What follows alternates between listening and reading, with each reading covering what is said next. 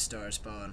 It is I, your host and overlord, Almighty Cthulhu. We've been around, I do have something new for you tonight, and that should be kicking in about now. I'm going to make a video about something I've been talking about doing for a while, which is the myth of Scandinavian socialism. This is also one of the larger reasons why I decided to walk away, so I thought I'd describe it a little bit more. So if you are here watching this video now and haven't seen the other one, I have a little bit broader of a view on my entire walk away story, but if you're just watching this one now and you'd like to see that one, I will link it up in the top over here somewhere. Few myths among the modern left are so pervasive as the legend of Scandinavian socialism. Not only has the Danish Prime Minister Lars Rasmussen refuted the point, it only takes a quick Google search to disprove it. A second look at the 2018 Index of Economic Freedom, we can show our second piece of evidence. For those who don't know, the Index of Economic Freedom is an annual publication done by the Heritage Foundation. This is a think tank in Washington, D.C., I'd like to preface that a little bit. This list is made to help readers easily identify freedom within the markets all throughout the world. The United States sits in the top 20, at number 18 actually. However, it is markedly less free than Sweden, Denmark, and Iceland, who sit respectively at the numbers 15, 12, and 11 on the list.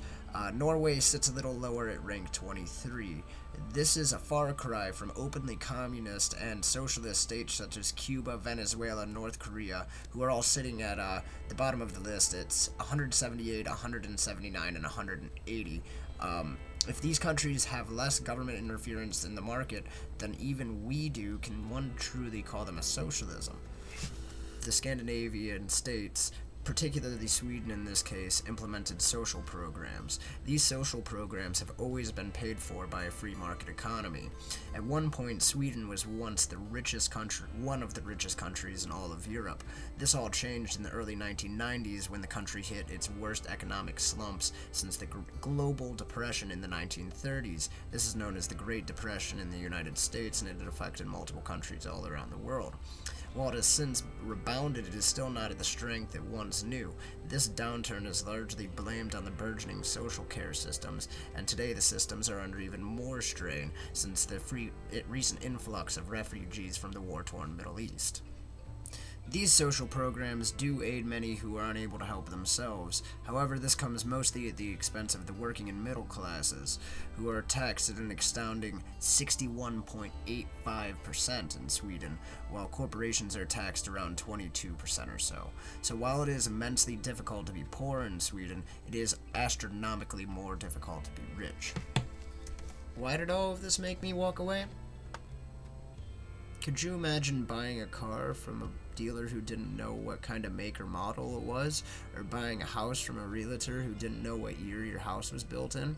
I couldn't, so I couldn't see allowing these politicians to make policy on things that are so easily disproven by some quick Google checks. Either they're telling us things wrong knowingly, or they're just ignorant, and either way, they didn't need my vote if that's the case.